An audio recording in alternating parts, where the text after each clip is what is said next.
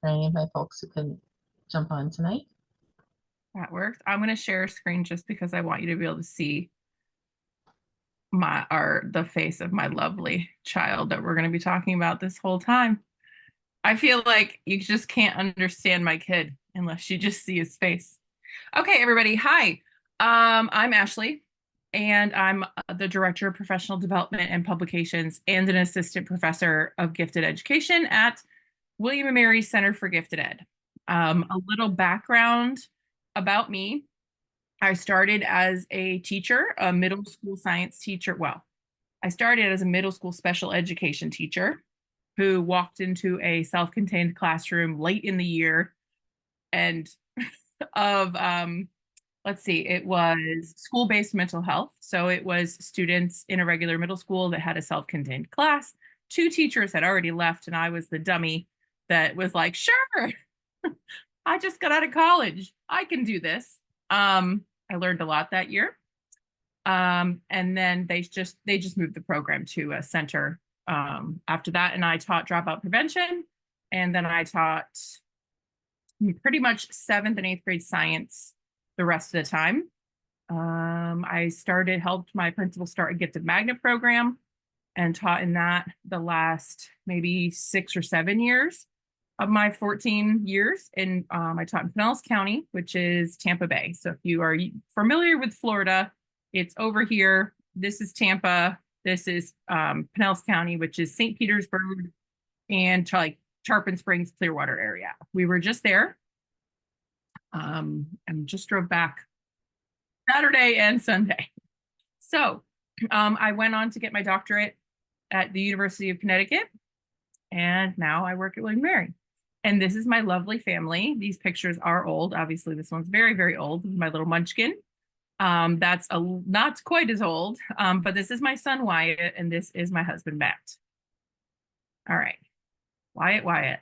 So I'm here. Did I get all my pictures? Okay.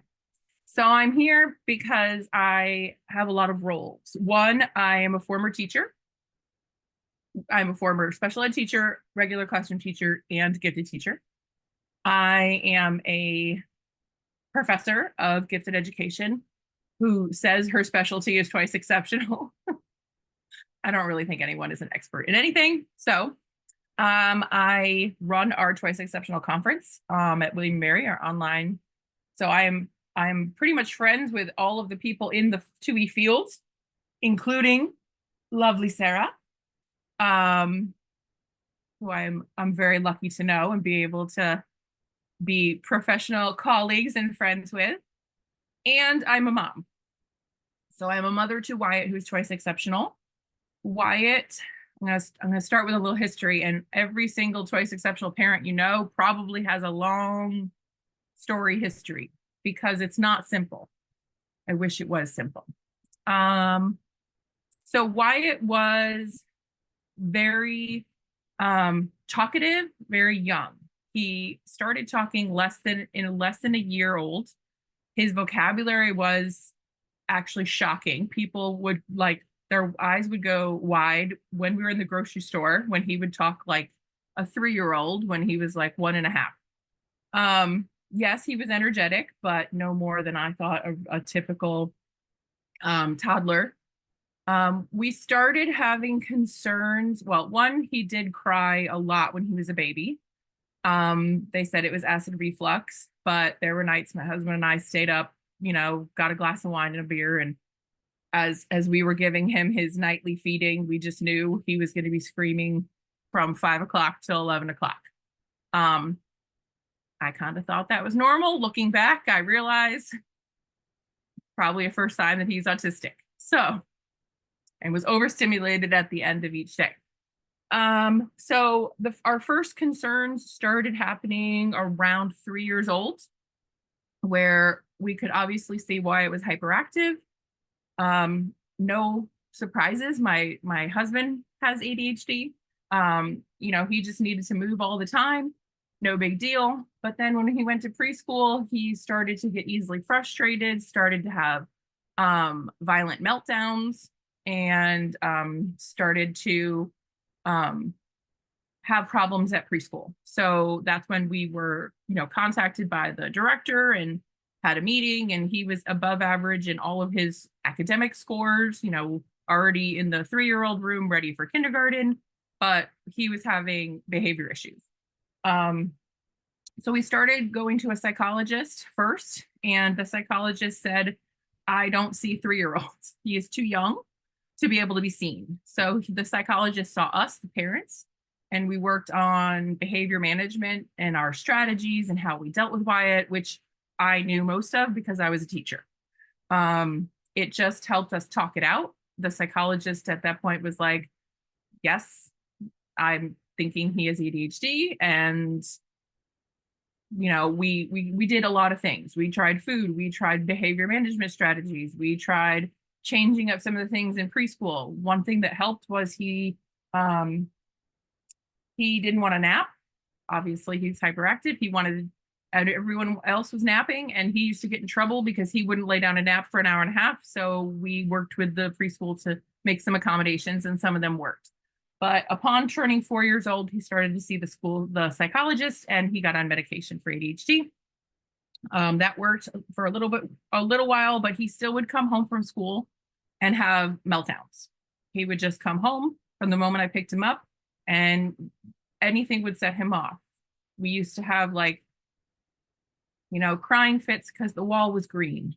The wall in our house was always green. The wall wasn't anything different. So he was highly emotional.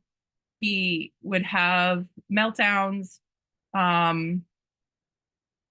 He would have violent meltdowns with other kids and staff members if things didn't go his way. Moving into elementary school, we got a 504 plan. His kindergarten teacher was fabulous. She had 2 ADHD twin boys at home. So she was phenomenal and gave him accommodations. And I asked her if she could just write everything down that she was doing that she thought Wyatt needed to be successful in school. She did. And then we had his first 504 meeting. He got a 504 plan for kindergarten that moved into first grade. Towards second grade, he had a really hard time. He was pretty successful in first and second grade, but as soon as writing started to become the main component in second grade, our world went upside down. He started shutting down, started running out of the class, even tried to leave the school and run into the woods at one point, would hide under the desk, would have meltdowns, had school refusal, all of these things. So we saw a psychiatrist. We had moved to Connecticut, by this way. This is when I started getting my PhD. Perfect timing. He was diagnosed with obsessive compulsive disorder. But then later that year, he ended up actually having a violent meltdown in the principal's office. And he was clearing all the bookshelves from books, tearing up paper, throwing things, kicking her. So we were referred to a outpatient child psychiatry hospital. So, and that is where the first hint of autism was mentioned. They regulated his medications, put him on a new medication for children violence associated with autism, and he was a completely different kid. So I feel like we got our child back. He was happy-go-lucky again.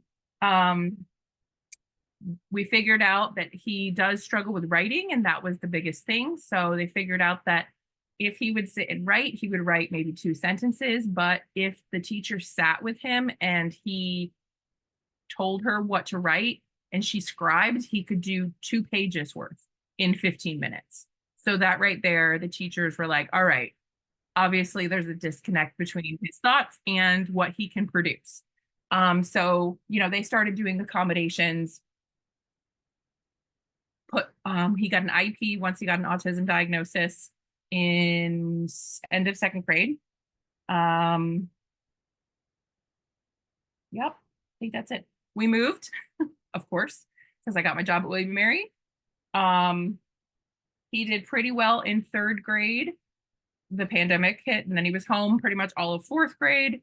5th grade, he struggled because they all of a sudden in Williamsburg, James City County, they offer half full-time in gifted. So you're in gifted math and gifted English all day. And it's the first time he had ever really been challenged. So he didn't really know what to do with that. And then middle school came. He did pretty okay last year, but this year he is in 7th grade. He's in Algebra 1. He's failing Algebra 1. We are back to our school refusal, our shutting down in class, putting our head down, going to sleep, depressed, doesn't want to go, we're back to that. So I feel like it's 2nd grade all over again. So there you go. Oh, when we did come to Virginia, we did end up getting a writing disability. So his qualifications are ADHD or other health impairment, ADHD, autism spectrum disorder, and now specific learning disability in writing. His services right now in Virginia is he qualifies for gifted math gifted English class, gifted history, social studies class. They don't have the other ones. And then acceleration in math, which he is accelerated. He was accelerated in 5th, then in 6th, and now in 7th is Algebra 1. I think that's about it. Oh, his actual ESE services or special ed services, he has an aide that goes into his advanced classes with him every other day to help scribe, executive functioning skills, really just prompting him to get his stuff out, repeating directions if he's not paying attention, things like that. So there's a whole bunch of accommodations though that we're having trouble with right now, as I think I can say this because I'm not in Virginia, but the teachers they're just not following his accommodations. And I don't think it's out of malice. I think they're overwhelmed. They have a lot going on. They have a lot of students, and my kiddo is a kiddo of 1. So he has accommodations like writing in his planner daily or communicating with parent when he doesn't finish something, which is every day, every period. He has a reduction in classwork that is for, additional practice or repetitive up to 35%. That's not happening. He does have extra time. Everybody gives him extra time, but that really just means that he's behind and can't ever catch up and is doing work at home and all weekend long. And it takes him about 3 days to take a test. So, yeah, we're flailing right now. Ashley, we had a question in the chat. Sure. You said that he gets the aid support every other day. That's not something we do in our county. So why is that, or what does that look like? Well, he has 2 different aides. One is his actual special education teacher. And well, they have A days and B days at his school. And Okay. so he gets her on A days, and then one other aide who's not a special ed teacher. She's just like an aide on an A day in math and then on a B day in history. And it's simply because that's the hours, I think, that are on his IEP. Gotcha. No, the A day makes more sense. It sort of sounded best like he had a 7-period day, but he only had support every other day. He does have a 6-period day and only does have support every other day, but I think it's because of the aides' schedules that they have other kids on other. I do know that like his special ed teacher does 2 resources, and that's why she can't do the other classes with him. Okay. I don't know, but I don't necessarily, he's actually had 4 different aides in the afternoon, and this recent one is not really helpful at all and actually causes more dysregulation with him than helps. So yeah, so I did have a meeting this year kind of being like, something is not right. I need help with this. I need help with this. These accommodations are not being met. I mean, I'm typically talking to staff members from from kindergarten now that your choice exceptional parent is probably the most vocal. Because the kids need twice as much. Like, he needs to be challenged, but he needs accommodations to be able to access that challenge. And the advanced teachers are not used to having so many special ed students in their class. So they're not as used to those accommodations and IEPs and things like that. As inclusion teachers typically are. They're typically more used to it. And I've had a lot of open communication. It was definitely easier for me as a parent in elementary school because I was dealing with one person. Now I'm dealing with 8, 9 people. He has 4 core classes and 4 specials and an aide and a special ed teacher. And it's just, I feel like he's being lost in the woodwork. And he's not a behavior problem in middle school, shockingly. He's a quiet kid. I don't know, it's so funny because he was like the loud, goofball, talkative, interruptive, running around the room in elementary school. And in middle school, he kind of sits in his seat, doesn't say anything, and puts his head down. So he's not a behavior problem. Yeah. But the teachers say, well, Wyatt didn't give me his planner. He's not going to. He can't remember. So like the adult needs to help to get that information to me. Otherwise, I can't help at home. And I know it's a lot, but at this point, we are actually looking at taking him out of in-person public school, and I've started investigating other options. So we live kind of rurally. I live in between Williamsburg and Richmond. So I don't know if you've ever been here, but there's not much in between those two places. So yeah, I'm actually I looked at Flex. Flex is a private twice exceptional school. They have 2 campuses, one in New York and one in New Jersey. Obviously we can't do that. And the another one is an online cloud campus. We've actually had several speakers. I like their model. I like their owner. It's $40,000 a year. I can't afford that. So, and then we're also looking into online virtual Virginia. So somebody had asked me, well, if he has a hard time, with independent work and all that stuff, how do you think he's going to be doing virtually? My answer is he's not doing anything when he goes to school now. The environment is just stressful for him. It's very rushed, right? He gets there, he takes him 20 minutes to get out his stuff. It's probably loud. People are bugging him to get out his stuff. By the time he gets started, he works on it for 10 minutes. It's time to close up. Then you got to go in the hall, chaotic, loud, bullies, trying to get there on time, go to your next class. So there's more stressors right now for him in 7th grade and middle school. That I think, that I just need to pull him. And if I can't do it this year, we have his IP meeting actually this week. If I can't do it this year, I'm probably going to do it next year. So is virtual Virginia like a public school option? Would he still get his IEP and all those things there? Yes, he would. I mean, I don't know how they would do it, right? He probably would have a special ed case manager. He probably also would have a gifted case manager, but I don't know how they would just like I don't know how his special ed teacher tries to enforce it with his teachers now.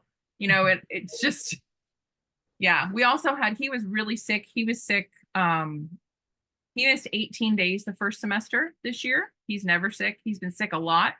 And I think a lot of that also has to do with stress. So for his mental health, for my mental health, yeah, I'm not gonna fight it anymore because I'm working so hard just for him to be miserable there. And it's like, why am I trying to check the planner and pushing him to do his makeup work and spending all weekend bugging him to do all his makeup work? And like, why am I stressing our whole family out for what? Like, it's not my schooling, it's his. And I'm trying to shove a square peg in a round hole and it's not working. Yeah, so that's where I am right now. So I think one thing that and guys, I do encourage you to ask questions as well. One thing that we're kind of starting to talk about during really this week is how we can better partner with parents. And I know one thing you and I have talked about is the fact that you are literally an expert in the field, and yet the challenge of trying to get the people in Yeah, the it doesn't get me anywhere. It's never gotten me anywhere. Like I've been educating all of Wyatt's teachers about twice exceptionality, and probably 10% of them know what it is. So no amount of information the parents have can get them anything more. Um, yeah, it's like I become just an everyday parent once I walk in that room. Um, I will say something that's very important, I feel, is using the parent's knowledge of the child, right? We live with them. We know them, we know their quirks. Just having them unload little things about their triggers, right? What they like, what they don't like, what's worked in the past, is it really saves you like the whole first quarter of trying to, learn who the kid is. I think the biggest thing for my son, and I know a lot of students as well that are twice exceptional, just their relationship with the adult in the room is so important.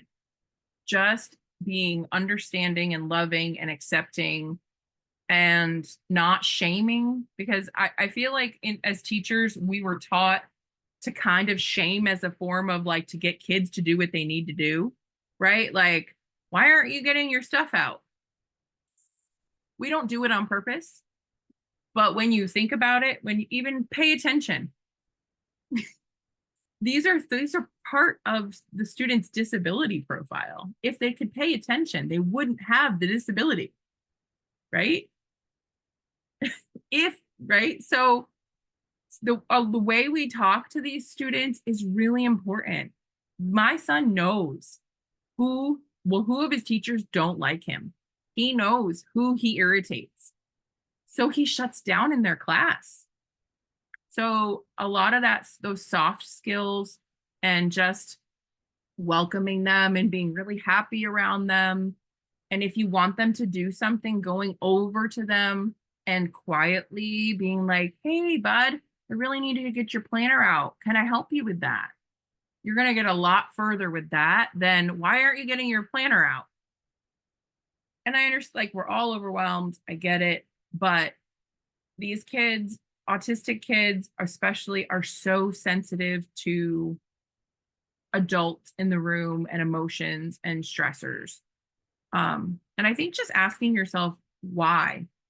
Why are they doing this? Why is this behavior happening? Why are they shutting down? Like, it could be too loud in the room. I've been doing observations last week, and there was one classroom I was in where I had to leave. It was so chaotic and loud. It was just a regular fourth grade classroom. And I was just like, and the kids weren't doing anything they weren't supposed to. They were all working together. But the volume level was just like, I couldn't even write my observation.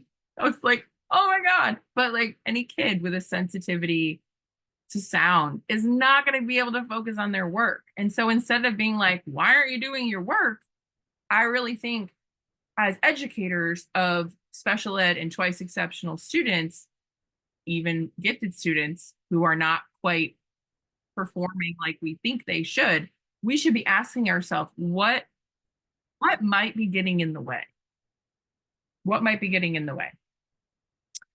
Another thing, I think the most important thing to be aware of is, I understand school is the most important thing to you because it's your job. However, for us parents, our happiness of our children and the mental health of our children is the most important thing. Like, he's already advanced in everything. My kid could probably not go to school 3 out of 5 days a week and still learn everything he needs to learn. So I don't think he needs to do every assignment the teachers give him. A lot of it is repetition. So I'm not going to push and push and push and have him get something done at home when we're having a meltdown or he's refusing to eat, or he is arguing with me about getting in the bathtub. Like, we're dealing with doctor's appointments, prescriptions not being available. I couldn't get my kids Vyvanse for 6 months. 6 months. We had to get an alternative medication, which means he didn't have all the tools in his toolbox for the last 6 months. Right? Like, I have a kid with food aversions. It's a fight to get him to eat breakfast, lunch, and dinner. It's a fight to get him to go to sleep. It's a fight for him to brush his teeth. It's a fight for him to take a shower or a bath every day. It's a fight for him to change his clothes. So, like, this is our world of being a parent of a student with a disability. And their education, when they already are above average in a lot of different things, is kind of like, it's not my focus right now. My focus is getting to the next day. Like, can we make it to bedtime? So I think it just puts a little bit into perspective. When I was a teacher and I didn't have kids, I was like, why aren't these kids doing their homework? And, like, why aren't these parents making them do this? And why didn't I get this permission slip back? And now I realize, oh my God. Yeah, I get it. Because life. Sometimes it's, am I going to help my kid with homework, or am I going to write my article? Which I chose writing my article today. So homework was not done. Seventh grade homework was not done. So choices. Yeah. Ashley's homework was done, so that was good. My homework was done because I had a deadline, but Wyatt's homework was not done. Also, this is the first time I ever let him get an F in something. It really hurts my teacher heart. It really does. But, there's a point at which whose effort is it? It's my effort. I can't put too much effort in, because otherwise that's not really, an accurate judgment of how he's doing in the class. It's more me. Like, I would be getting a B in algebra, not him. So someone in the chat asked, and I was going to ask the same question. How does he feel about his grade, or grades in general? He doesn't like it when he doesn't do well. He's always kind of had that perfectionistic mentality, but he does it in a way of, if he doesn't think he can get it done and do it right, he just won't do it at all. So he's very all or nothing. I used to say, he used to get very upset when he didn't do well on tests. And I used to say, I'm only going to be upset with you if you didn't try. But I don't say that anymore, because we're in that, like, emergency room triaging right now. So right now I'm not even talking about it. We're not even checking parent view. He had a ton of missing work. We weren't about to hurry up and get it all done before spring break, so I kind of just let it go. Yeah.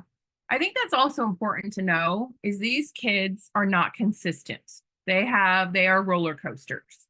So sometimes they will be on it and have ups and be great, and then sometimes they will plummet. And sometimes we as parents don't even know what it is.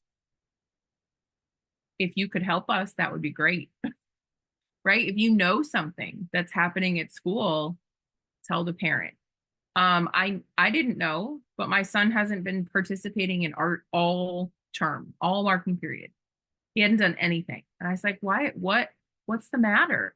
He's like, these kids are bullying me. I'm like, well, did you talk to the teacher? Yeah. Do you sit by the teacher? Yes. Okay. He's like, he doesn't even care. He just lets it happen. So I don't even do anything anymore. Because they make fun of my art. I'm like, how did I not know this was going on for a whole marking period? I mean, my kid's awkward. Hold on. I'm like, do I have the picture? Darn it. Where did that picture go? Oh, yes. See, my kid is super awkward in middle school. Part of the reason is he doesn't care what he looks like. One of the traits of autistic children, they don't care if they have food on their face. They don't care if their shirt is tucked into their underwear. Doesn't care if he has a haircut. Doesn't like his glasses are always going to be dirty. The kid doesn't care. I make him bathe. So he's really good at learning things, not really good at doing things. So, yeah.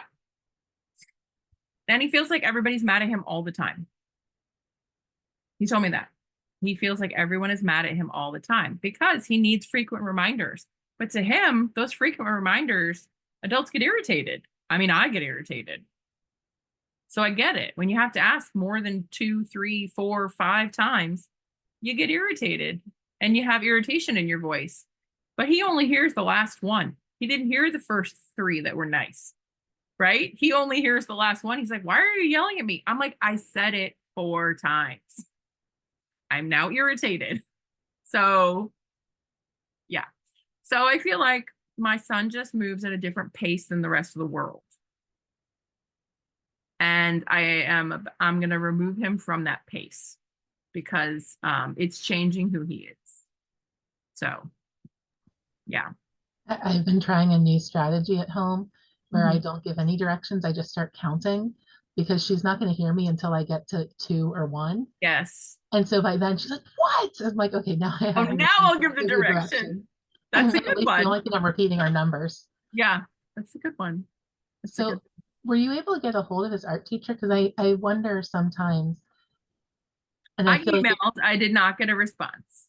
okay, because one of my wonderings was, is it possible that either whatever he communicated to the teacher didn't understand that he Oh, thought he I'm was sure. bullied, or Wyatt misinterprets social interactions too. right. Like the kids could be over across the whatever, giggling and joking with themselves, and he thinks they're laughing about him. Absolutely. Absolutely. But without that communication, it's hard to know. Right. But without that communication, like I would really like it if the art teacher, when Wyatt said something to him about being bullied and being upset and being unhappy in his class, oh, and the kid hasn't been turning in any assignments at all, I would like an email. So, I would like an email. So, yeah. Yeah. But it's the hardest job I've ever had is being the parent of this kiddo. So I will tell you, it would be easier if he was average or low intelligence and had a disability. The reason why I say that is because people hear the words that come out of his mouth, right? They know him verbally, and they assume that because he has high intelligence, that he should also be able to do all these things that he can't do, right? That he should understand social interactions, that he should be able to know where his paper is, that he should know the due date, that he should know all these things that are really executive functionings. And they assume so much of his ability that when he doesn't meet that, that's the discrepancy, right? Okay. Do they have the same expectations of a child with Down syndrome? No, they don't. When a child with Down syndrome doesn't know where their paper is, people have a tendency to be like, oh, I'm so sorry, Tommy, let me help you with that. But when you have a gifted child with a disability and they don't know where their paper is, you get, oh, you should be able to do that. Why can't you remember? Why aren't you listening to me? And it's this expectation that is kind of getting them from adults.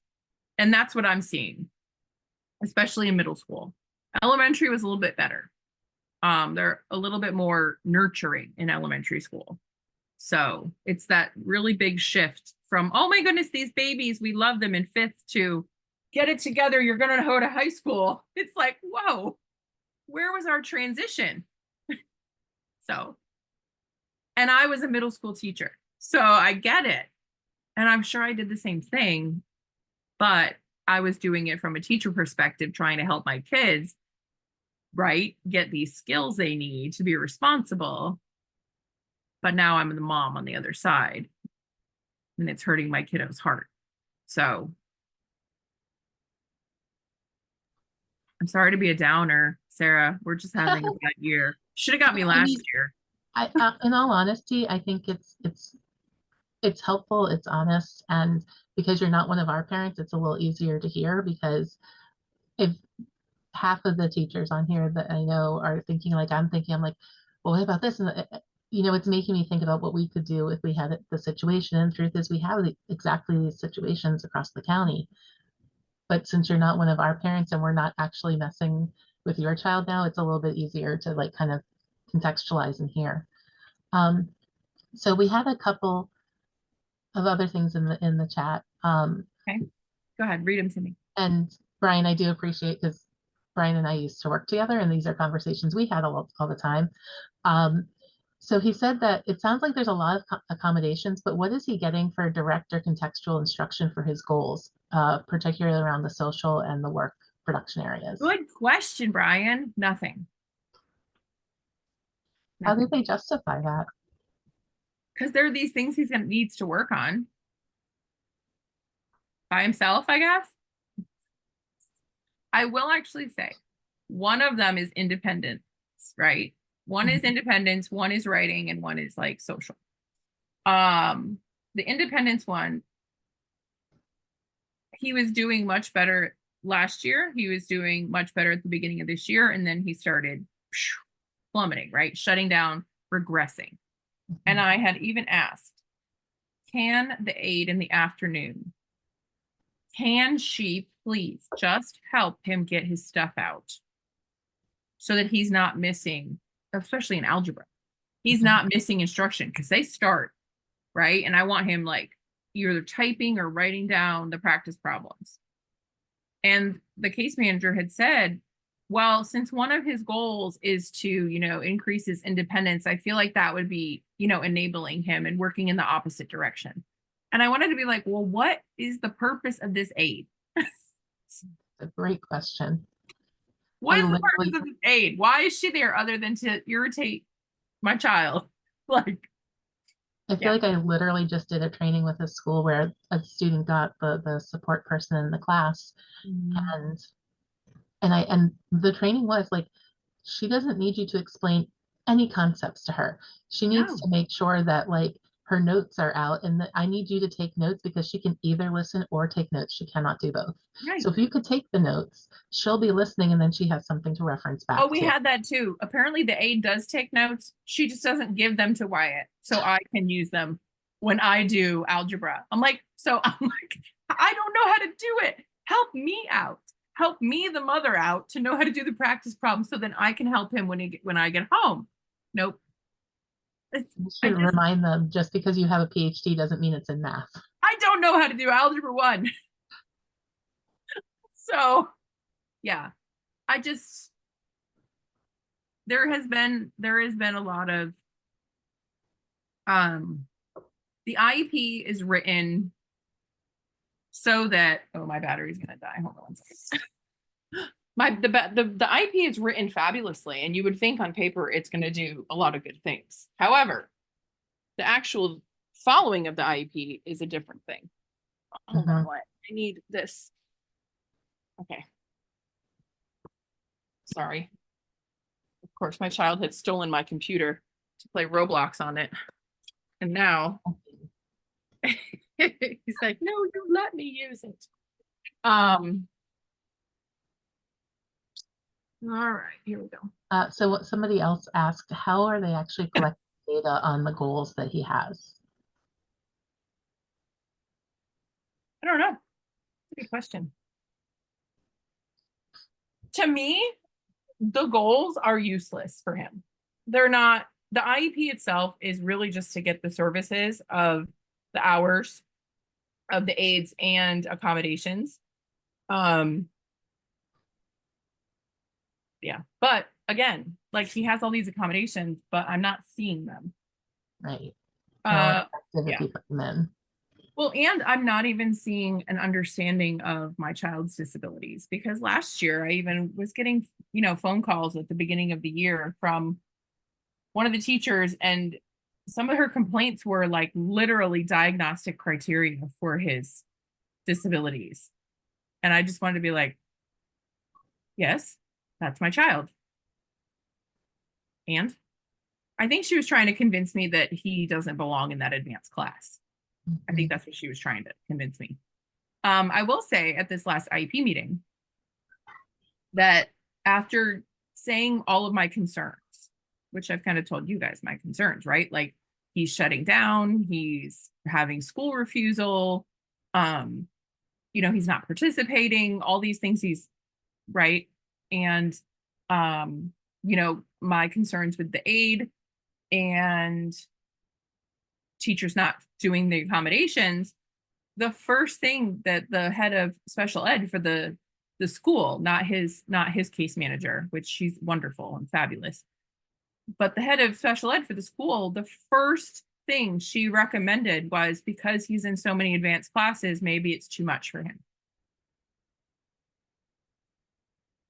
I was I really wanted to be like, are you effing kidding me? Like, Number one rule of helping twice exceptional kids who are overwhelmed is getting rid of the easy classes, not the challenging classes, because otherwise they will be bored. or And how about we follow the IEP first oh yeah, and the accommodate maybe that would be. I was like, and I got all testy too. I was like, no, my child will not be. He will be in the classes that are of his ability, and the IEP needs to be followed. What are you going to do to make sure that the teachers are following his IEP?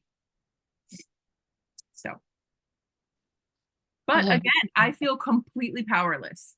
I feel like no matter what I say, no matter who I contact, that nothing happens.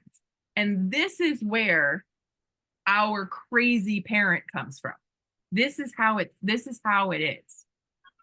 Because we've had to fight for our kids. We've had to fight to get them identified for both, right? He didn't qualify for a writing disability until grade 5 because he wasn't far enough below, right? Until 5th grade. Okay, so I've been fighting for that for 3 years, right? He didn't qualify for gifted because who knows? In Connecticut, he was probably a behavior problem. But then, in Williamsburg, James City County, he didn't score high enough on one of their screeners. And I actually asked, was he given extra time? Oh, I don't think so. We don't do that. I'm like, he has an IEP with extra time. If you're going to give him a gifted screening, he also has to have extra time. But not everybody knows that. So he was provisionally placed in gifted. And because, yes, he did well, then he was officially placed. But they might have just done that because I'm a professor at William and Mary down the road, too. Just to get me to be quiet. I don't know.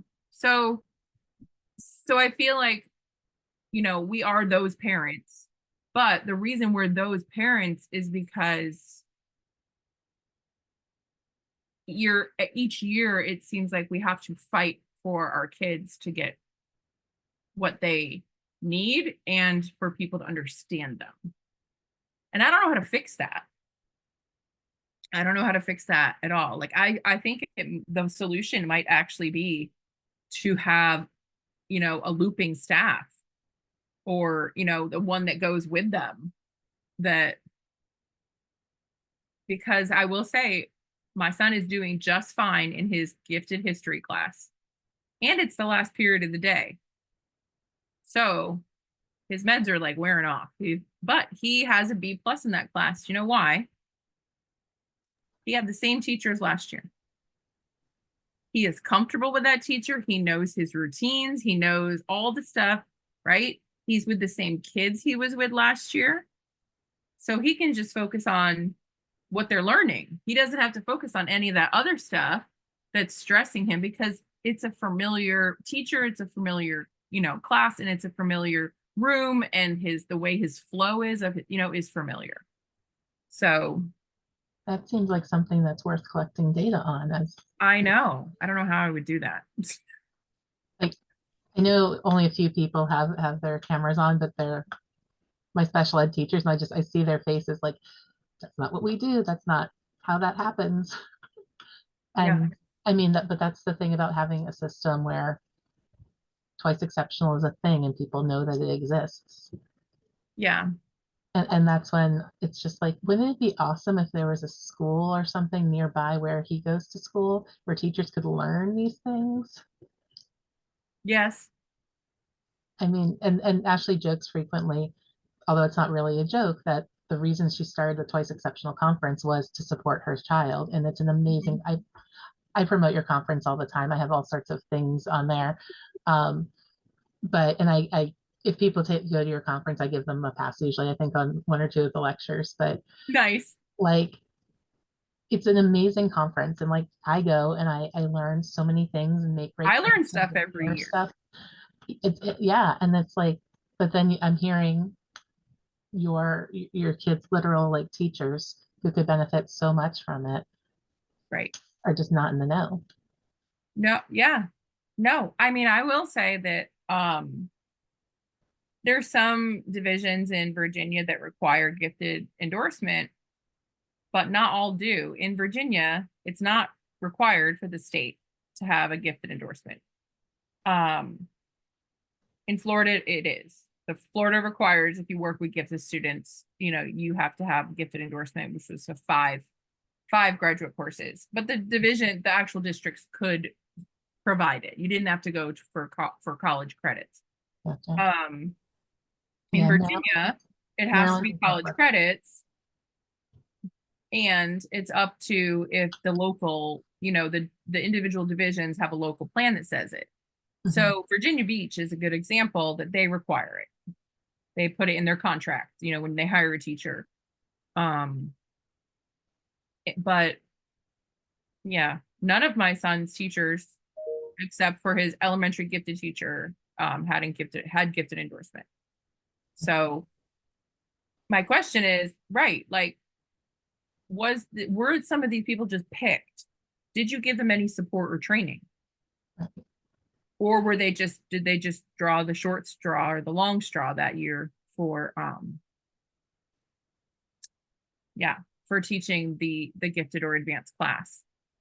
Because these kids are very different. They're not your high achieving, they're not your high achieving, gifted kids. They need they need a lot of support. And I think it's important for a teacher to tell your teachers who are teaching these kids, really look at your curriculum and look at your lessons and know exactly why you're having a kid do that lesson or that worksheet or that activity. What is the purpose? What is the purpose? And do they need to do all of it? Like, is it repetitive? Because if it takes them 3 times as long as everybody else to do an assignment, they should be doing 1/3 and still getting the same knowledge base. And they shouldn't be doing all these extra practice problems. But the problem I come across is when I ask the teachers, what does he not have to do? Well, he needs to do all of it because they're not quite sure what the purpose or what standard or what skill each part of the activity aligns to. So they don't know what could be eliminated. So, And that's a common conversation that I feel like right. I have with teachers. And I mean, I don't know how you guys are grading, but at least in elementary, we grade on standards based. So it's not by assignment, but it's like whether or not they met the standard. And for some curriculum, they only touch the standard once. So it's like, yes, you have to do that assignment. It's the only way I have to Yeah. grade And I that. get that. I Other absolutely get it. ones, Yeah. it circles. And so it's like, well, this one is only graded this one time, but this other one we're going to hit 2 more times. So why don't we skip it now and hit it later and balance it? Or, hey, my kid is missing 7 assignments in science, but he just got a 95 on his test. Does he need to make all those up? He got a 95 on his test. What's the purpose? So, like, that's the thing. Is the purpose of this activity to keep all of the middle schoolers busy for the hour? Or is it to teach a standard or a key concept? Or is it to practice or reinforce a key concept? Does everybody need that? If my kid is behind and he's still doing yesterday's, does he need to do today's? So yeah, but again, it's not typical. So it's not really stuff that gets talked about. So it's not a typical problem for a lot of kids. So I actually just was writing an article today. Obviously, I told you. And I actually looked it up, and around the country, between 5 and 15% of students are, quote unquote gifted. That's because different states have different requirements. But apparently, according to IDEA, 15% of students have disabilities, right? So when you put those together, that's between 0.75% and 2.25% of students are twice exceptional. So, right. Why would a teacher put all this effort, which they don't have time, they don't have energy, right, into this 2% of their kids? I'm not gonna, that actually makes me feel pretty good though, because we have 2.2% of our students identified as twice exceptional in the county. So You're apparently getting them all. Good job, Sarah. and we know we're not. I mean, that just goes back to the Yes, underrepresentation. it does. Yes, it Like, absolutely does. we're as always Montgomery County ahead of the curve. But at the same time, yeah, we know we're missing tons of kids, and we have tons of kids in our programs who have the IEPs who are in an advanced program and they don't have like the gift. Our county is very weird. You don't have to be identified as gifted to get into advanced classes, which is good. It's not a Right, you barrier, shouldn't. It should but be it's also a easy. weird Yeah. thing because it's harder to track them sometimes. But Yes, they do. They need that. They need some sort of labels to be able to track. right, so that when I I, pull data to I see if think, they're growing, yeah, if I were to live in a perfect world for my son, I would say he needs less transitions. He needs um adults that less adults. So like if he could have the same teacher teach, I don't know, 2 subjects or something, right? Rather than one and switch depending, right? Like sometimes I'm telling you, he has 8 different adults. Um, if there could be a uniform way of doing things, that would be helpful for him, because a lot of teachers only use Canvas, and then some teachers use half Canvas, half paper. Some teachers use pretty much all papers. So just the differences in the flow is hard for him. And if, I mean, obviously less kids. He really does much better though with his gifted peers. So science, he struggles. It's first thing in the morning and it's not a gifted class and it's easy content, but he really struggles to get anything done in that class. So I have a feeling it's just chaotic for him. There's probably a lot of moving parts because she does do like labs and stuff, but the kids in his group will just ignore him and just do the lab without him. So yeah, same thing with Jim. He's like, they wouldn't tell me what I'm supposed to do. Like, oh Lord, Wyatt.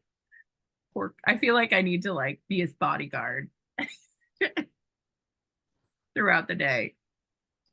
and But at least in our context, somebody did put in the chat, and it's a good point.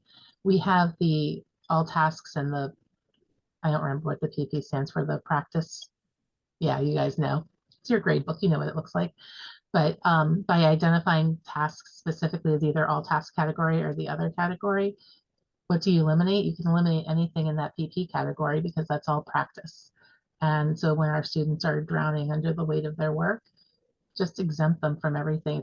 It's maybe 10% of the grade. It's usually, like Ashley was saying, it's like that reinforcing, that repetitive. If right, there's for kids who something, need it. Like, right, oh, you're struggling, you need more practice. Oh, you still don't get it, you need more practice. Um, one yeah. of my favorite things that one of our AP teachers did, and I use as a strategy, especially for the advanced classes, was, and it started a lot with my kids or kids like mine, where um, they didn't do any of the work, but then they get an A on the test. Yeah. And so she had a rule that if they scored an 80% or higher on the test, that she would either exempt or backfill their grade. So if you got an 80% on the test, then all the prep work you were supposed to do for the test got 80%. If you got less than 80%, you had to meet with her to figure out which sections you didn't do and then go back and do just those assignments, like you're saying, practice Yeah, what they didn't know. But she also only had them retake the parts that they failed so that they didn't get set up for failure to fail something that they had previously mastered. So right. it's a lot of flexible thinking. Getting AP teachers is one of the hardest groups, I think, because, Yeah, I you agree know, because I run the AP Summer Institute. And so I know, 100% no. I know what those trainings are and how they need to be taught. And there's not really wiggle room. There's not extra. It's like they're getting finished by the skin of their teeth. And everything they do is prepping them to pass that test. Hmm. So I completely get it. But I was a middle school gifted science teacher and I pre-tested every unit, right? If you got an 85% or above, you did the enrichment project and you didn't do any of the classwork, right? If if you didn't do well on a test, you had correctives and you went back and you had to redo it until you told me, I know this. Our homework, test grades were worth like 60% because what am I grading? I'm grading what do you know about these standards? Hmm. But, it's not taught to everybody. Right. So, right. And a lot of times teacher use grades as behavior management techniques, right? So it's a way to get them to do assignments that kids don't want to do.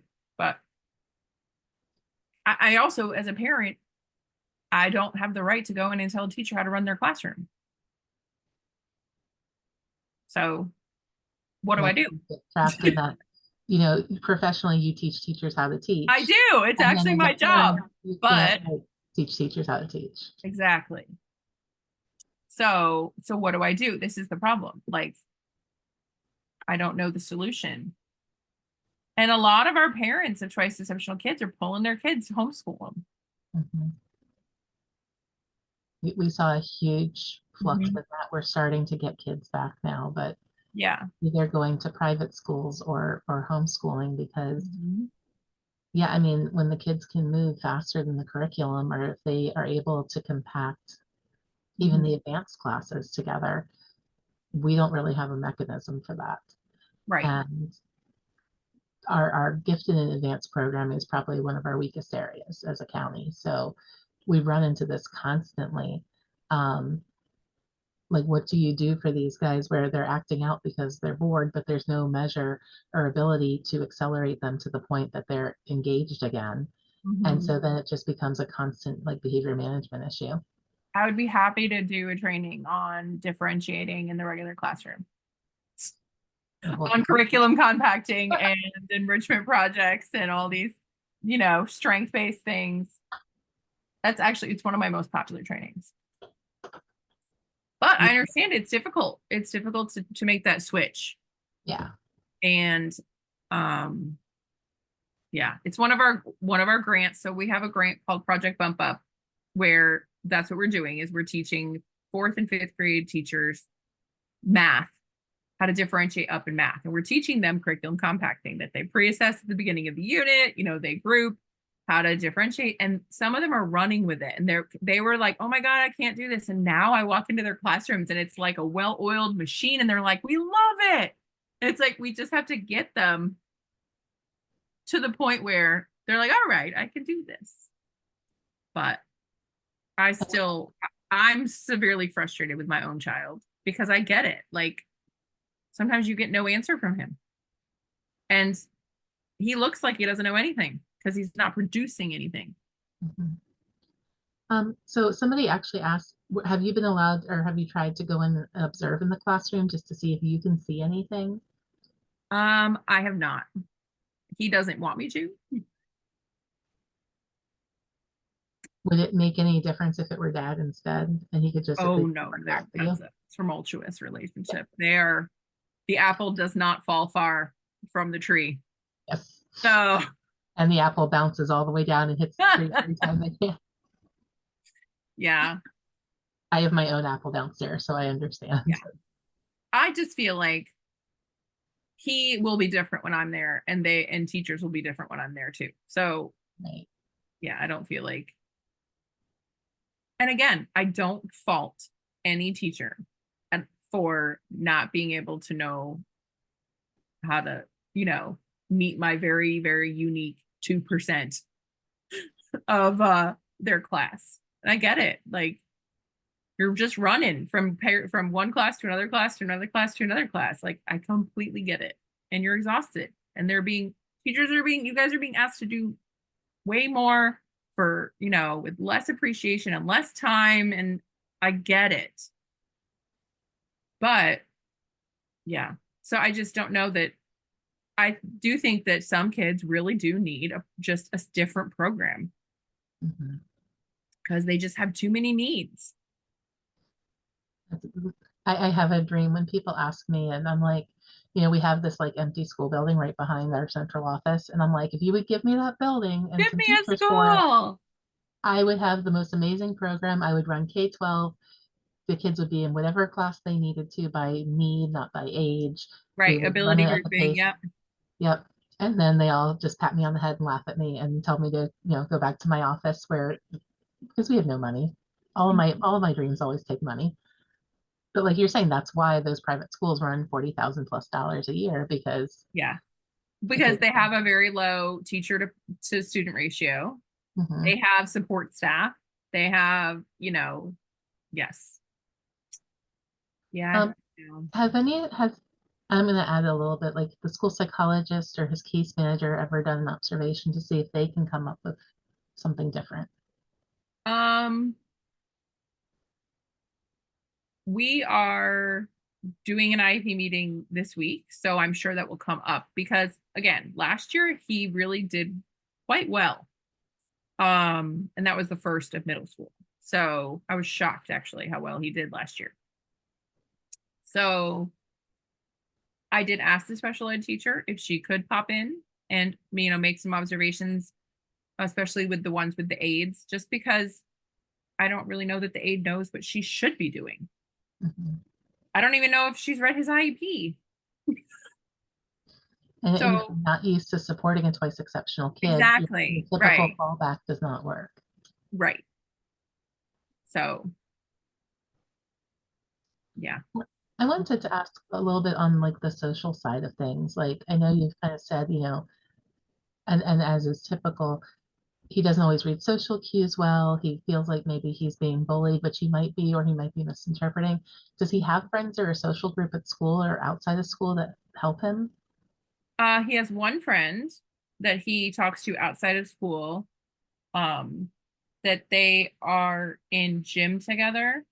The one friend, he sits with his friends from the neighborhood at the table, and they won't let the friends from the neighborhood won't let Wyatt sit at that lunch table. I know. And his friend, I think, is a little bit smaller than his neighborhood friends, so I don't think he's gonna like go to bat for his, quirky buddy. Um, he has started having some like kind of like school friends where he'll, if there's a project in history, they'll group up together willingly, you know. So that's been good. But other than that, no. So Wyatt's usually one that will have like one good friend he plays video games with, and that's it, which I'm fine with. So as long as he has one friend.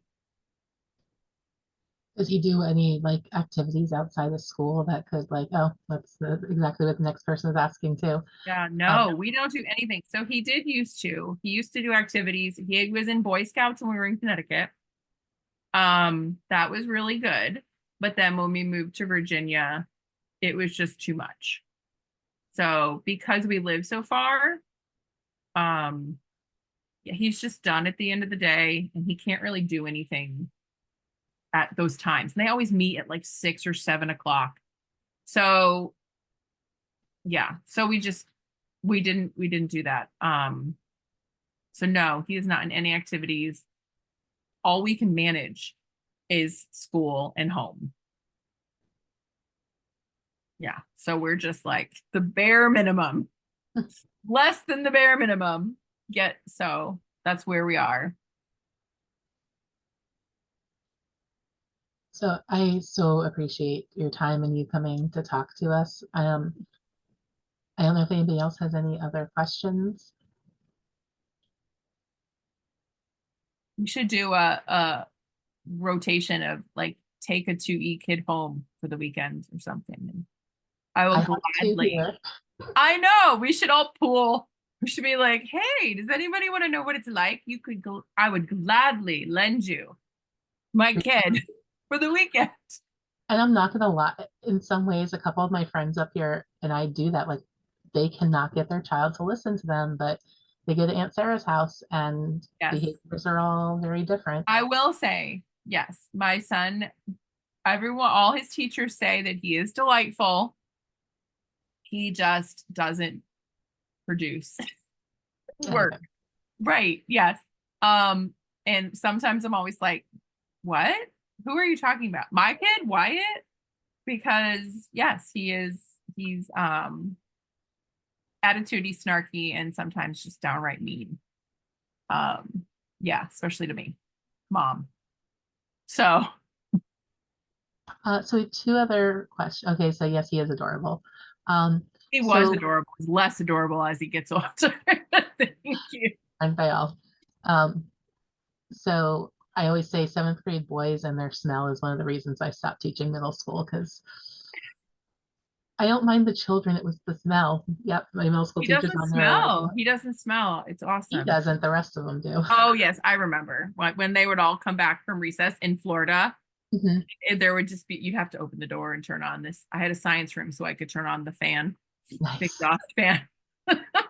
So So one person asked if there's a BIP, but I assume because he's not having behaviors right now, I no. almost wonder, just from that question is, he is having behaviors. He's having learned helpless type of behaviors and Yeah, maybe they don't go that deep. They mean throwing desks. That's what they mean for bips and yeah. there's this little part of me that's like, do you want Sarah to come visit as like not the parent? Because, just like the other children listen to me, maybe I can scare other teachers. But You know, and then somebody else asked, what is your ultimate vision for Wyatt? Lord, what do I think's gonna happen, or what do I want? He's a very positive person, so I'm gonna think he's Okay, asking, what do you want to see I'll go happen? what I want first. I want my son to figure out what he wants to do as for the future as a career. Like I really want him to figure out what he likes and is good at and can get paid for. And I would be completely happy if he was some remote game developer, designer, IT person that worked from his home and didn't have to shower and Instacarted his groceries. What I think is going to happen is I think I'm going to be taking him and dropping him off at college and then bringing him home. And he's going to live with me probably till he's like 30. That's what I think is going to happen. I mean, on So, the flip side, he'll get into William and Mary, right? you know what? They don't give us tuition. They don't give us free tuition for our kids. So I might have to send him somewhere else. He might be going to. Maybe So you'll have to open a new gifted center somewhere where they do tuition. I know. But yeah, I'm running out of time and they're starting to ask those questions on the IEP meetings of transitioning questions. Mhm. So Is there an autism waiver program in Virginia? I don't know. I don't know. And I don't know if ours is Maryland or Montgomery County. The flex school, the owner did tell me that if I wanted to look towards the district paying for a private school, that I would need to, ask for different placement, go visit the options, say no to them before any of that would happen. And then I should probably hire a lawyer because they're not following his IEP. But I just don't have the energy for that. I really don't. And it's also interesting because like I know Maryland will not pay for flex school because they're not a certified special education school. Unless Mhm. something's changed recently, because I've seen some. Right. She did tell me all of their most of their educators are like master's level PhDs in their field. So, but no, they're not certified teachers. Right, so it's an accredited school, but it's not a special education Yeah. certified or whatever school. And I know that makes a difference for us as to whether or not special education can be considered, whether or not it can be a Yeah. considered special education placement. And I But will ask, I mean, I will ask what replacements are available in the area, but I have a feeling like they're either a disability school, right, that doesn't meet my kids' needs, or I mean, they do have a self-contained autism program in our county for middle school because my neighbor teaches it, but it's all, below average. It's all more technical training stuff. So, but he doesn't need that. Like, he's you need to completely take fine in a exceptional. regular classroom as long as his accommodations are given. You need to move to Maryland. We'll take care of them. I'll just send him your way, Sarah. So, You take Leora, I'll take Wyatt. It will be a great change. which, yeah. Um, okay, so this one is uh thank you for your answer, Ashley. You don't have to answer this, but what do you think is going to happen on the way? Oh, what do you think is going to happen on the way to what you want to happen? Maybe it's possible what you think happened might not be as extreme, um, or it could be greater than you imagine. I think I really have started moving in the direction of skills for him. Like, I really need him to be able to, he knows how to do his laundry, but I really do need to start being like, okay, how do you grocery shop? Because I think another thing that's different about an autistic kid is I don't take him places with me because it's stressful. So he doesn't go grocery shopping with me. So how does he pick up those skills? Right? Like, and I think the pandemic had a lot to do with this. Like, he would go with me when he was really little, but he hasn't since the pandemic. Like, I started going by myself, and then I just continue to go by myself because it's just so much easier. And he really does freak out every shopping trip. Like, it just takes too long, right? I don't know. There's too many people, it gets too crowded, whatever. But yeah, I really need to start working on independent skills with him, because before I know it, he is going to be an adult. So, and he doesn't have to move out when he's 18, but what if he does get into a program that he is going to college? Mhm. Like, I need the kid to be able to know these things that other kids probably just picked up on. My kid And doesn't pick up on anything like life. He picks up on extremely weird vocabulary, and he knows things that I don't know where he learned them, but like life things, people things, everyday things, they just don't get in there.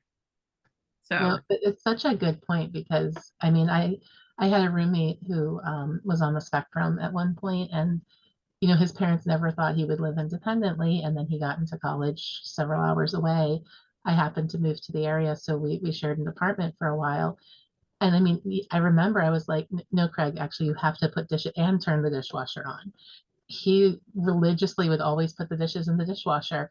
And then I went away for like a long weekend, and I came back and there was mold in the dishwasher because he never actually turned it on.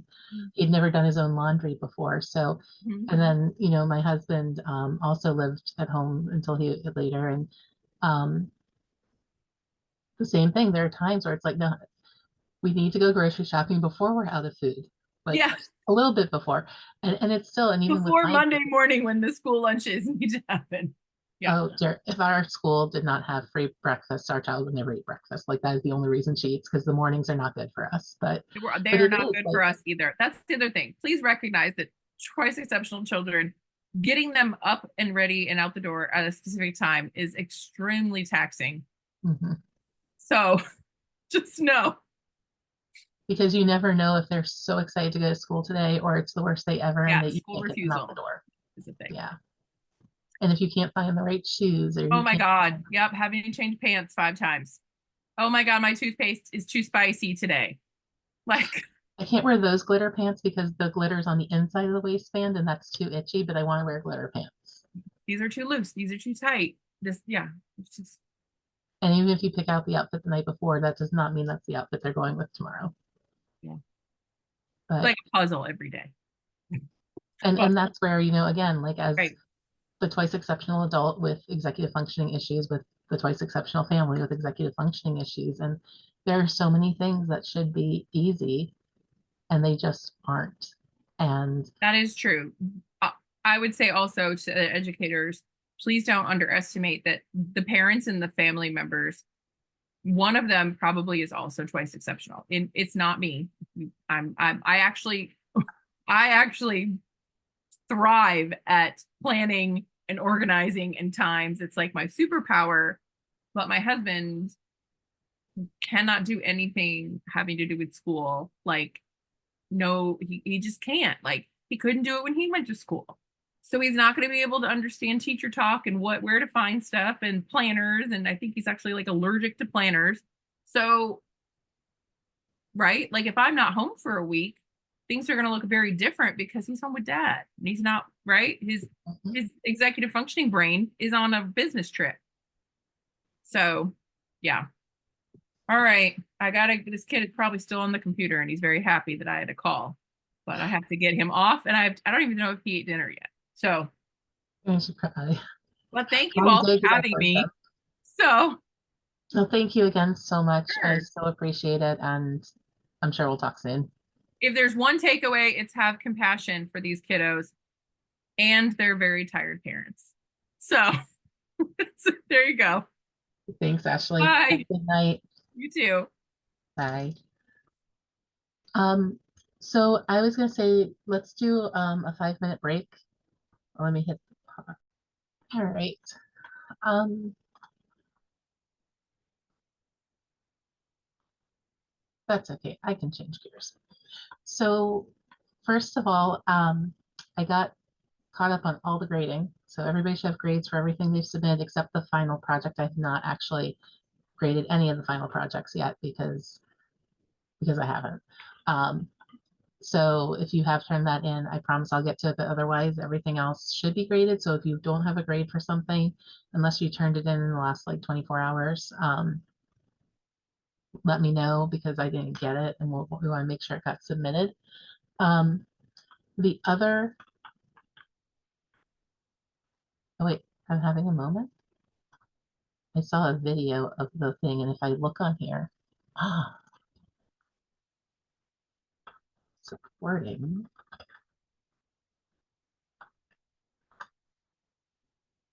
Oh, look, I found it. Well, I actually had this up to share with you guys, but then that was the fun part. I saw the name of the presentation I was looking for in the video. So I think I have posted this on the classroom page, and if not, then let me know, or it's in the announcements page, announcement section. That's where it's at right now. Um, this is my MCPS YouTube channel. And what I actually sent you guys was a link, I hope, to the to my playlists. And so this is where I've been uploading all of my videos from previous sessions and also from this session because Canvas was just not cooperating and it was taking like 12 hours to upload a video and then it didn't always work. So I have tried to do my best to name them by the date. If there's a guest speaker, I have labeled the guest speaker. I also have a full list of all of my guest speakers that I've had so far. So if there's something specific you want to learn or just somebody you'd like to hear from, I have Kelly Monterusso, who actually talked a little bit about what Ashley talked about today. She actually did her PhD on how having a twice exceptional child at home affects home life. So there's that presentation. I have Dr. Matt Fugate on equity and implicit bias in gifted and twice exceptional education. Always a favorite. I have Karen and Barry's presentation from last week. Teresa Manzella spoke to us last summer about LGBTQ gifted kids and around their needs. Coley Farragut was actually a really, it's an impromptu one. So that one you need to start like halfway through. Coley graduated from Watkins Mill back in 2020, 21, I want to say, somewhere in there. She's currently a student at UMBC. And her mom was actually taking this class last summer, and I was talking about student voice.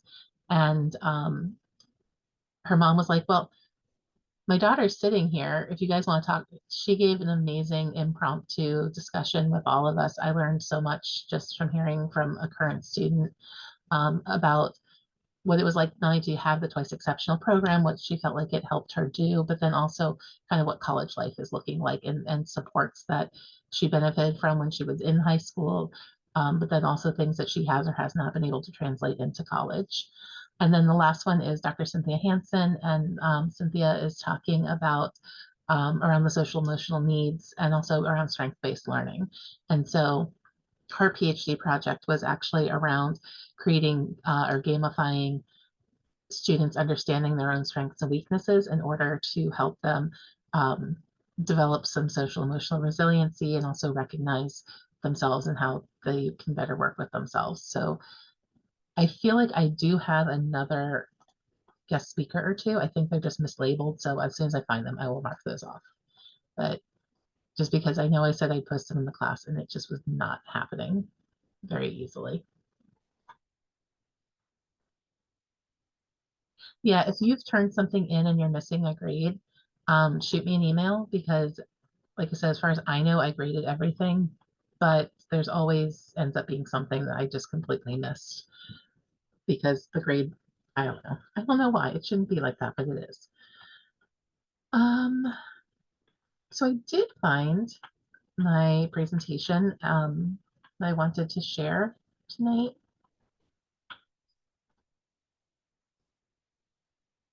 And we're going to go back to this. And so in our last couple of classes, um, what I end up talking to us about is different ways that we can partner with other people in our schools to better support our students. Um, so this original presentation, as you can see from the date, was actually geared towards our middle school and high school resource teachers for special ed, our RITSEs. And we were really talking about how to support the advanced learners. So kind of what Ashley was just talking about, where she's got all of these teachers with her child who are just like, the child doesn't belong here, or, too many issues, behaviors, whatever. And so the approach that we've taken in MCPS is really to say, no, these kids do belong here. And, just the way we do inclusion in general education classes and grade level classes, we need to do inclusion in advanced classes too. So I'm going to talk a little bit through this and then we'll see how much time we have left because I am going to try really hard to keep us on time tonight.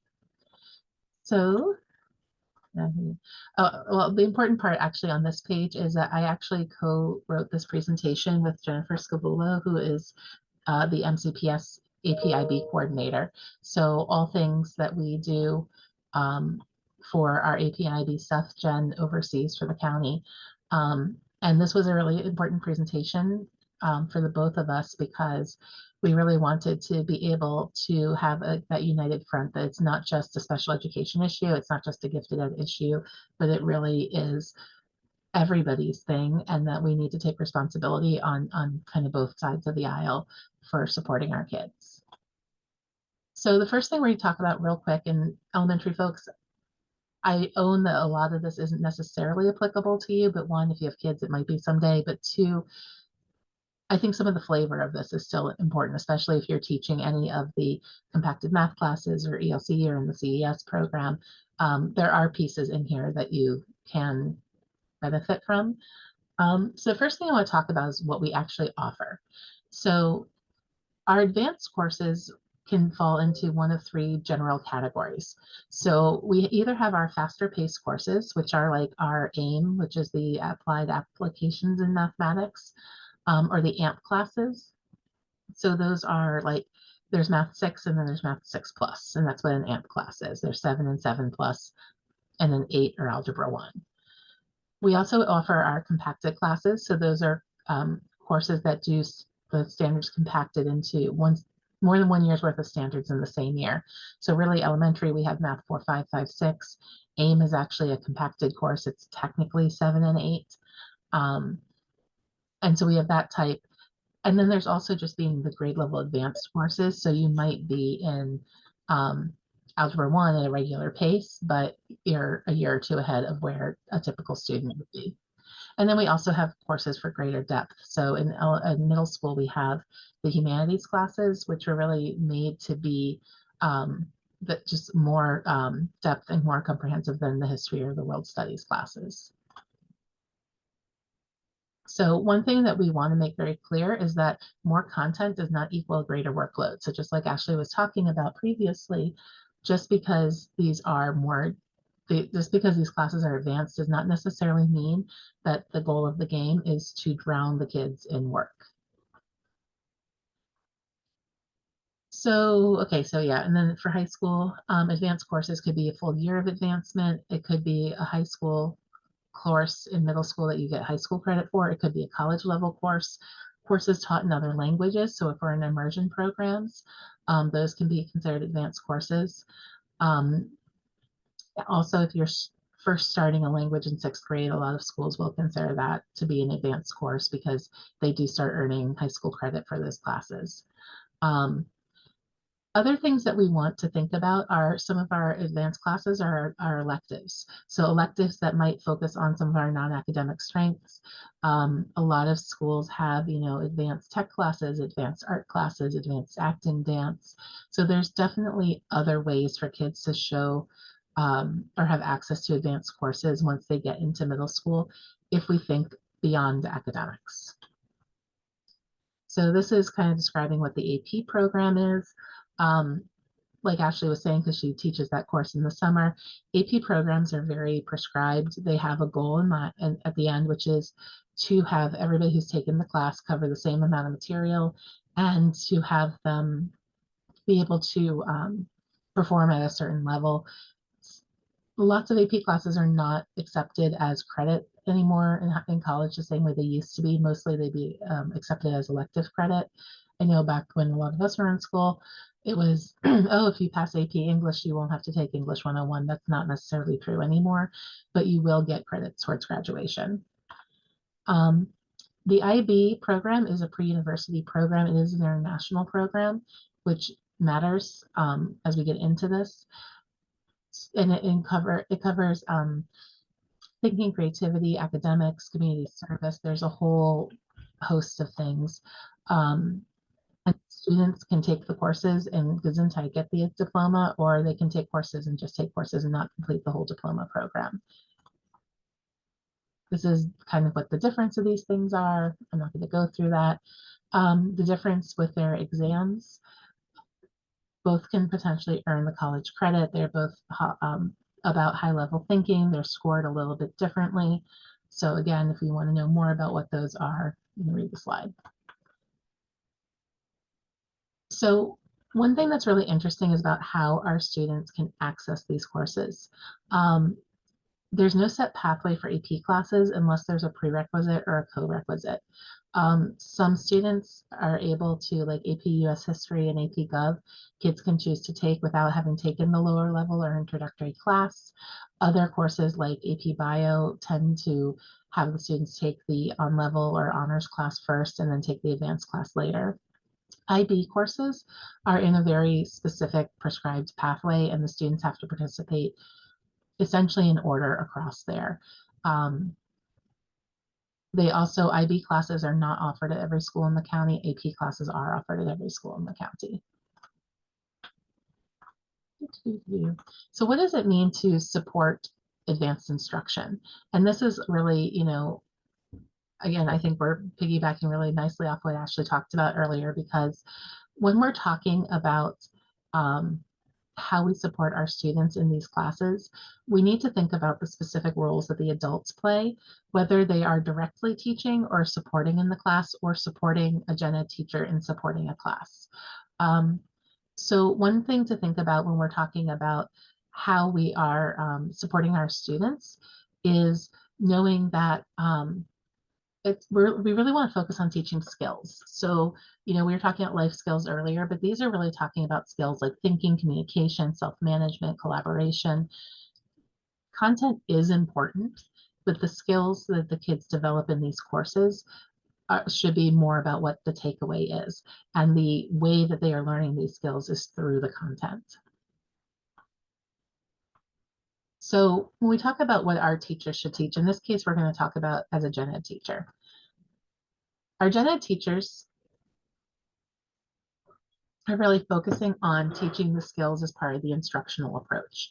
Um, the special education teachers are there to support the content teachers and then follow up with other needs of the students. This doesn't necessarily mean that they have to co-teach, but it does mean that they should be an integral part of the planning process for how we are going to do the teaching. Um, you know, when you're planning it and like having the moving bullet seems like a good idea, and then you present it and you just want them all up at once. Um, we've talked about this before, and you know, we did the whole piece on the hidden curriculum, but really, you know, talking about teaching some of the soft skills in class. So a lot of times when we have our advanced students, whether or not they have a disability, really, there's kind of this expectation that our kids come in and they know how to write their homework down, they know how to study, they know how to be given a project or a paper or a test, and then plan themselves so that they can be successful in that. And, you know, we definitely know when the kids are younger in elementary school that they need this instruction, but frankly, the kids need this instruction throughout. So even if you are a 12th grader taking AP classes, especially if you're taking them the first time, helping our students go through some of those soft skills and breaking down what it is, the how of how they need to do things. um, One of the big differences with both APIB as well from any other instruction is the workload. Like I did say earlier, it doesn't mean that we need to drown them in work, but at the same time, it's a faster pace, it's a higher workload, it's a more complex workload, even if it's not more actual like papers or work. Um, and the students really need help. So they need help figuring out how that's going to fit into their lives. They often will tell us, you know, when you take a college level course, for every credit you have in your for every credit that you have that you're getting for a class, you should spend 3 hours outside of the class. So a 3 credit class is 9 hours outside of the class each week. And AP and IB classes are supposed to be close to that level. So I'm not saying they should have 9 hours of homework every single week, but it's a good way to help the students think about a different way to prepare. So, you know, if you're used to having an hour of homework a week in math and now you're taking AP calculus, you really need to plan 3 or 4 hours a week for homework, for studying, or for other pieces to the puzzle. And just helping the students understand that, visualize that, and then work that into their schedule um, can go a long way to supporting all of the kids, but especially our twice exceptional kids. The other piece we have in here is the reteaching opportunities. Sometimes, even though our kids are advanced and some of them do get things quickly, there's so much information that they do sometimes need those reteaching opportunities. And so planning and sharing and encouraging the students to take reteaching opportunities is a really important part of the process, because a lot of times with our twice exceptional kids especially, they will get it into their head that everybody gets it the first time, nobody ever needs help, which again, we know is not true, but our kids get very sensitive about it. And so making sure that you are actively building in the reteaching opportunities, that they're available to everybody, and trying to get the twice exceptional kids to participate in some of those reteaching opportunities is a really important part of um, having them be successful in these classes. So our communication skills, one thing I really like about some of the AP and IB classes is the amount of study groups that happen. And again, a lot of times they happen organically. Our students tend to miss the social cues when they're happening organically.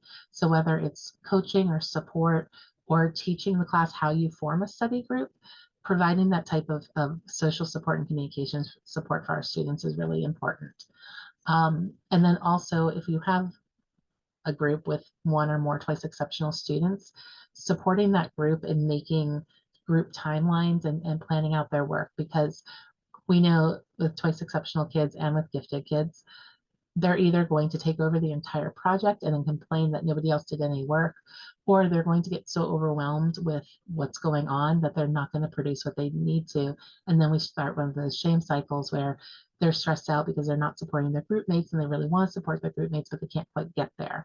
Um, so by providing some of that social support, the communication support to help them stay on track when we're working with groups is really important. Um, Work-life balance with AP and IB classes is a skill that the teachers need to learn as well as the kids. So just again, reinforcing, yes, this is an increase in your workload, but it should not overtake your life. Um, I might do a quick presentation on perfectionism next week because I just did it with our elementary teams and it got pretty good feedback. So I'm thinking of doing it with you guys. But really also just knowing that it exists. Being pursuing excellence and trying to be perfect in context is a good thing. Unhealthy perfectionism is not. And so we want to teach the kids about taking breaks and that it's okay to take breaks and to actually take a break when you're taking a break, not just doing somebody else's work instead of this work as and counting it as a break.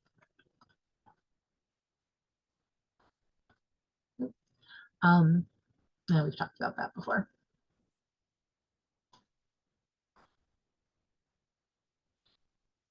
Learning about different ways to present material. A lot of times, when I go in and observe APIB classes, I see one of two things. I either see um, the sage on stage kind of lecture, or I see teachers who've really embraced this idea of independent studies, blended learning, and project or problem-based learning. And it's a really hard shift to make to a lot of those different practices. But the idea that all the material needs to be delivered in the same way at the same time through a lecture, we know is not a best teaching practice, but it is continues to be and is especially true for the AP classes. Teaching the students how to go about inquiry-based projects where they're discovering information, where they're working with each other. Those are skills that one Fortune 500 companies report all the time that those are the skills they want to see people have coming out of high school and college. But it also is helping our students who are, they struggle with just sitting there and listening to a lecture and taking notes. But when it comes to looking at the information and getting invested in what it is that they're learning, they're more likely to learn the material, they're more likely to participate, and then we're helping them manage that workload piece instead of having to manage the lecture piece. So just different ways to bring about instruction in the classroom. So I'm trying to keep an eye on the time as well as kind of cover this. I'm going to probably get to about half this presentation and we'll pick up when we get for our next class. Um, but these are some of the different areas of accommodations and things that we can talk about when we're talking about advanced classes. So the first thing is talking about a reduced workload. Literally just had this conversation, didn't we, with Ashley. Um, Content is mandatory, workload is not. They have to learn the content. They don't have to do every single worksheet to get there. So adjusting expectations is a huge thing and it's hard, as a teacher, especially when we put a lot of time into planning all the activities we want our students to do. It can be really hard for us to then go in and say, we want, we need to cut things out. But going back to why do they have to do these questions? What are the purpose of these questions? What are the products? Why are they producing them? What is it teaching them? Is really an important thing to consider when we're looking at a reduced workload. So one of the examples I give with this is I had a, so in an AP World History class, the students were writing 3 different papers a week. It was about the DBQ, a long essay, and short practice with and without stimuli, pictures, maps, whatever. I had a student who her verbal capabilities were up in the 130 pluses, and her processing speed was in the first percentile. Her ability, and she also had a specific learning disability in reading and writing, but she was appropriate for world history, for the advanced world history class. And so what we did to modify her workload was instead of 3 papers a week, she wrote one, she focused on one type of writing per week. And then every other week or every third week, it would be that writing again. So one week would be a DBQ, one week would be a long essay. And honestly, sometimes that didn't work out well. And eventually we decided one long essay per quarter was enough for her. Um, When it came to the other content areas, we would do bullets and we'd do bullets outlined. So she'd write a thesis statement, she'd put in bullets of facts, showing that she knew what material would go in this essay, that she didn't have to produce the entire essay. Because ultimately, we knew that we were trying to prep her for the test, but also for her to cover material. And she ended up scoring a 3 out of 5 on the AP exam. So, having to write that many essays per week was unnecessary for her to do the learning. Um, Another piece that we had was same world history class where the students were reading 2 or 3 novels per quarter. So just making sure that we had those audio materials. And then for my students with significant reading disabilities, they would read one longer novel and then we would supplement them with chapters or short stories of other pieces so that they would get that enriched learning, but they didn't have to read 3 entire novels in a quarter. Because when we're talking about students with disabilities who also are taking, probably either honors English, AP English, all those other types of classes, really helping them focus down. And then something else we would sometimes do is because I supported the world history class, I didn't actually go to it, but I met with the teacher a couple times a week. And then I was co-teaching the English class. If I had opportunities for the kids to read one book to cover both purposes, what we're talking about in English is not what they're talking about in history. So it really didn't matter that they were reading the same book because they were getting the benefits out of both classes using the same novel. So anytime we could make that work. And sometimes as the special ed teacher, I would pull the short stories or the chapters from different books so that my student would have the opportunity to read what she needed to read, but didn't have to rely completely on the AP teacher to come up with these pieces. And eventually the AP teacher felt more comfortable. A lot of what I learned was it's a comfort piece, feeling like you have permission, but also feeling like you know how to reduce a workload. Once you work with a teacher for a while, usually they're pretty good about picking up on the modifications they can make. And I think yeah. All right. So this is the last one I'm going to cover this week, and then we'll pick up here next week. So the last example we had was oh wait, this is one we talked about earlier, where we had our students challenge what we call it challenging. So if they scored an 85% or higher on a test, then that score would replace the homework grades, or we would exempt the homework grades. So again, that's more talking to the teacher about what makes the most sense. But for us, for the AP government class, we decided that if you got an 85% on your test or your quiz or your assessment, then all of those related homework assignments were also an 85%. If a student wanted a higher score on anything, they could retake. I know there's new rules about how often we can retake things in high school now, but again, if a student was, it's not extra credit if you challenged on an assignment and then you say, I want to go back and redo this one homework assignment to boost my grade a little bit, that's fine. If it was less than an 85%, they had to do the homework, but only the homework that was associated with the sections they did poorly on. So I'm 100% making this up, but it's say, okay, AP Gov, we're taking a test on the Constitution, and I got, Articles 1 and 2, but Article 3, I have no idea what's going on, which to be fair, I don't really know what Article 3 is this late at night. So I would have to go back and do the Article 3 homework. I'd have to review it. And then I would go back and take the retest, but only on Article 3, and then use that to boost whatever my grade was. It's not that the students should know the content from Articles 1 or 2, but when we're talking about extended time, the anxiety around tests and these other pieces, it goes back to the why. Why, if I've already mastered something, am I showing you again that I can master it? Really what I want to do is go back to what I didn't master and be able to demonstrate that mastery.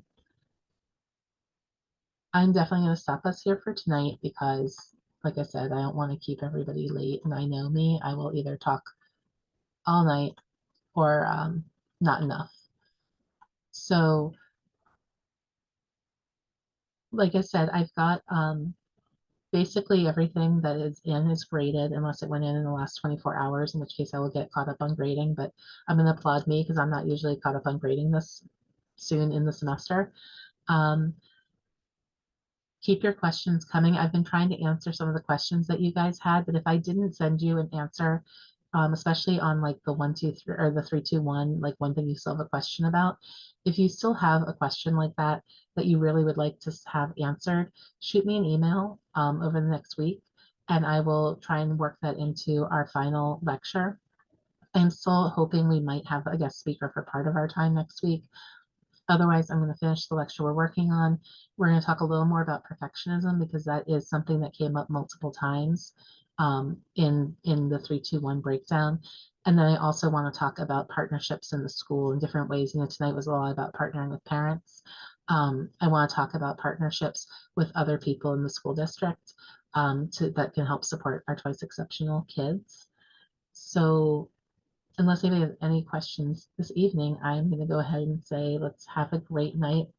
Let me one more time attendance in the chat. And yeah, like I said, if you guys have questions that you want me to talk about, just shoot me an email and I will work really hard to make sure that all happens next week.